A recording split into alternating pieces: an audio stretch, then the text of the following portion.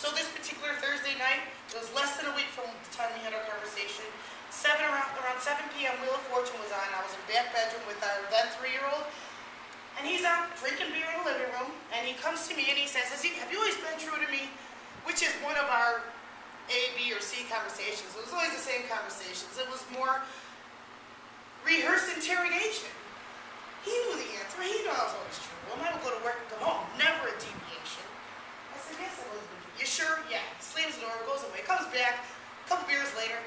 You sure? And he ends up kicking me. Now, I didn't like the light for me at the time. Oh, I could do something because I didn't want to do something. And I was busy trying to keep my son entertained, trying to shake that off, and just hoping it would stop. Now, of course, I knew it wasn't going to stop, but you're always afraid to make that big break because it's scary. You don't know if he's going to trail or whatever as he had before. So as things go in threes, it did go in threes. She said, Mom, can I please call now? I only had some scratches. I said, no. I went back in for more. 2 hours later, she's asking, Mom, and she's hearing me hit the wall all over the place. And I looked, and I didn't have enough evidence. And so finally, I had blood running down my shirt, and I had a fat lip, and I had a bright red handprint right on the front of my throat. I said, go ahead and call. So she called on her cell phone. The Buffalo police came later, and it was about 11 at night, and he sat on the couch with a can of beer, and it was all dark, only the blue illumination of the television. The cops came to the front door, and they said, I hear there's a disturbance here. And he was very calm and cool, because memory's an actor. Not really good. So nothing's going on here, sir. My wife and I are just sitting here having a beer. Tell him, honey. So that was my moment right there. They took the shot, they took the flashlight, they shined it on him and on his can of beer. And they took the flashlight and they put it across the room. And I stood against the wall like this.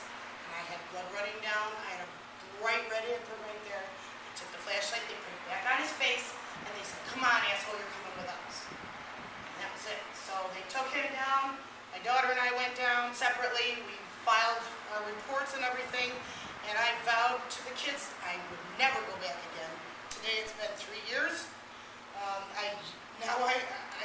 It took me a year to find myself. We did sleep for 2 weeks. I guess that's PTSD. And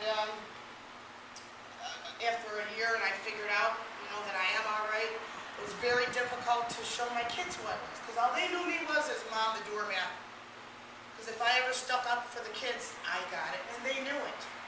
So as a mother, I felt so helpless. The mother is supposed to protect her young, as is the father. And the father is attacking all of us. And we couldn't help each other. We were all isolated from each other. That was horrific. And so that's my story. Today, I share my story. Sarah and I have connected. And we do these live music events all over Western New York. And based on the theory that, this is my opinion, if abusers were exposed, and the picture that I envision is having a curtain pulled. And if you see him like this, that curtain was pulled, and what if he saw you? He's not going to hit me.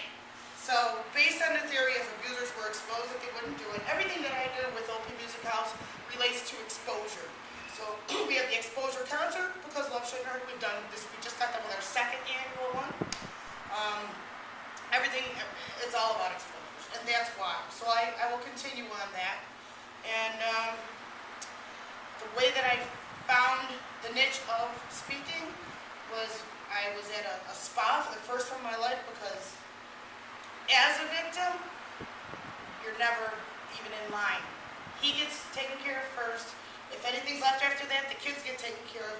And if anything's left after that, it goes back to him.